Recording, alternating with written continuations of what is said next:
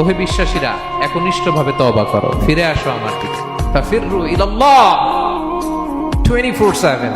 পৃথিবীর কোনো দরজা 24 ঘন্টা খোলা থাকে না। রাত 3টার দিকে যদি আপনি উঠে জায়নামাজটা বিছিয়ে যে ভুলটা করছেন ওটা স্মরণ করে চোখের পানি ছেড়ে মাফ চান, ক্ষমা করবে না তিনি? হ্যাঁ, ক্ষমা দেওয়ার জন্য তিনি বসে আছেন। এজন্য ভুল হইলে আমরা পড়বো আস্তাগফিরুল্লাহ। কি করব?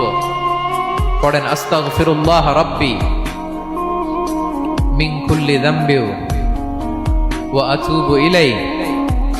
পড়েন আস্তাগফিরুল্লাহাল্লাযী লা ইলাহা ইল্লা হুয়াল হাইয়ুল কাইয়্যুম ওয়া আতুবু ইলাইহি।